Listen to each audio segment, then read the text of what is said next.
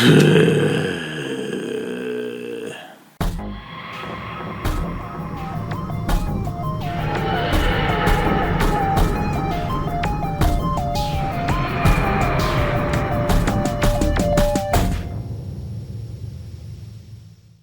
Big Bang, which I need to remember to not call the Big Bang Theory, because I've done that before. So I mentioned last time that I normally do two-parters as a single story. And this time I'm not, because I don't feel that these flow together very well as two halves of a single narrative. Nor do I think that this is very good. Which is a shame, because Pandorica Opens was great.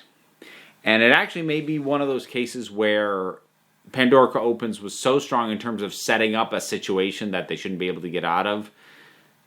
And with so many layers to it, you know, between the universe ending and the TARDIS exploding and the Doctor and the Pandorica and Amy being killed and Rory is plastic. And it's got so much going on that maybe there was no way to wrap it up other than what this episode does. And if that's the case, maybe I should hold it against Pandorica Opens a little bit for doing too much at once. But end of the day, Pandorica Opens works and this doesn't. So why doesn't it? Why do I dislike this episode as much as I do? Because I really do get the sense that I'm in a minority opinion on this. So allow me to explain. The big thing on this for me is especially following the very emotional climax of the previous one, where it really felt like everything was lost and all hope was gone. This not only opens very weakly, I know it's trying to mirror the first episode of the series, but like tonally, it's a weak start. And it stalls, and then it just doesn't feel like it's picking up from the threat. And then it immediately launches into what I think is the fundamental issue with it, which is a sense of tone and of stakes. This doesn't have the feel of we have to save the universe. This has the feel of Moffat going, okay, watch me tie up all these plot threads. I'm so clever. This is an hour-long tying up of narrative threads. And given what a tangle of narrative threads the previous episode was, that's no small feat. But the problem is that's kind of all it does. It tries to wring emotion out of the tail end of it and gets a little, but not a lot. I mean, you can kind of tell just from the soundtrack. It uses some of the goofier tracks from Murray Gold at points in this, like early on. And again, it's like, aren't we supposed to be saving the universe here? Why is the music doing the goofy end of things? Where's the sense of danger? Where's the sense of the encroaching threat? It's not there. Because this isn't about the threat. This is about watch me fix all of the timeline and watch me be clever with paradoxes, and I'm allowed to get away with them this time because time's collapsing anyway, so I can do it this time. And ooh, I'm so clever, and here's this, and it connects to this, and now they do this, and ooh, make sure that the Sonic is in the inside pocket, and ooh, take that soda from Little Amy and give it to Little Amy again later. Ooh, clever. And again, if you were to diagram out this episode, yeah, it's clever, but that's all it is. It doesn't leave me feeling anything other than, okay, that's kind of clever, I guess. Except it's also not as clever as it thinks it is. The big instance of that is Amelia. So Amelia is at the start, again, so that we can mirror the opening of the series again. And they give a logistical narrative justification for why she has to be there and the Pandorica needs her DNA or whatever, but I keep banging this drum. Justifying something narratively doesn't suddenly make it actually work and flow and function properly. It just means you came up with an excuse as to why you did it that way. But anyways, my problem with little Amelia is she is there until she is an inconvenience. And then she literally disappears. That's the level that this thing is working at. It's going to introduce something and keep it there for as long as it has mechanical plot function. And as soon as she no longer does, she is gone. Literally vanished from the episode, from the story. And I'm sorry, that's really lazy. That's really easy and really lazy. And again, I understand the narrative justification for how Moffat thinks he got away with that.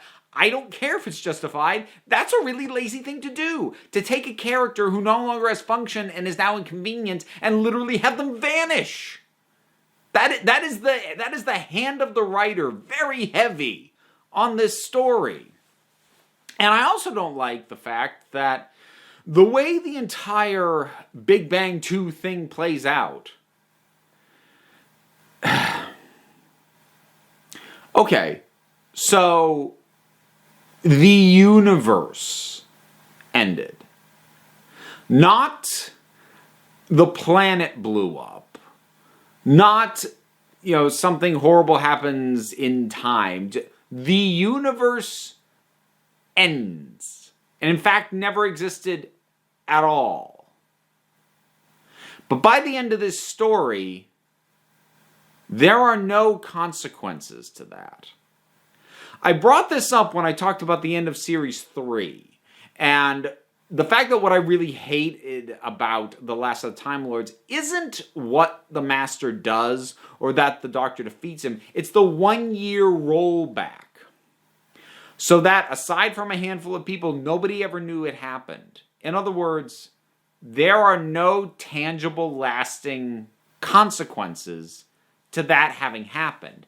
And my big problem with that is, if you're going to go big, there have to be consequences to that. And if you're not going to have consequences, don't go that big. Don't blow up the universe if at the end of the story, you would never know that had happened. If you were to pick up Series 6, or if for whatever reason skip this 2-parter finale, jump right to Series 6, and someone were to tell you, oh, did you know that the universe ended and was restarted? Oh, no, I didn't. I never could have told you that. There's no consequences to this. And if you're not going to have consequences, don't go that big on the threat. Just don't. And that really gets under my skin. What is the tangible difference at the end of this? Amy has her parents back. Well, yay, good for her. We're never going to see them again. So for us as an audience, that doesn't matter. Nothing is different. Their memories are all back. And history, apparently, when you reboot the universe, plays out exactly the same as it did last time. Because I guess chaos theory and the butterfly effect aren't things. Everything is exactly the same. Nothing is different. Status quo maintained after literally blowing up everything. No.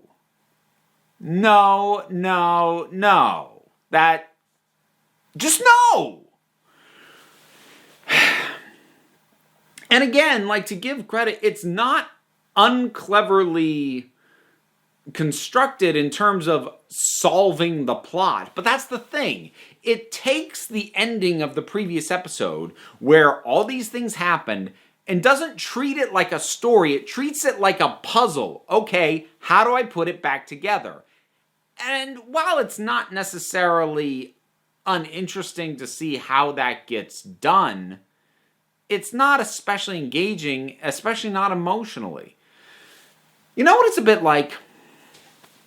This episode, and I'm probably going to stretch the metaphor a little bit, but go with me on this. It's a bit like finding out how a magician does a trick. Yeah, it's still kind of impressive, but it's not nearly as magical as when you just saw the trick. And I feel like Moffat is so eager to show off how he's going to fix this and put on full display the mechanics of what he's going to connect to this and this and this and this to fix this problem he created, that it's like he's just showing us the backstage mechanics of the trick, which again is not uninteresting, but doesn't land the same.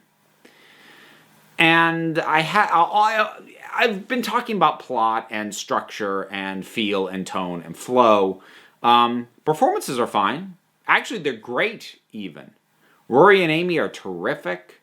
The Doctor is really good. He has some great, really funny moments. They like low-key funny. I love when he first sort of sits up from having flown the Pandora cannon and he goes, "Oh, I escaped." I love it when I do that. I love little things like that. I like the Fez. I like River Song facing down the Dalek and it's asking for mercy. And she says, "I'm River Song. Check your memory again if you think I'm going to show you mercy."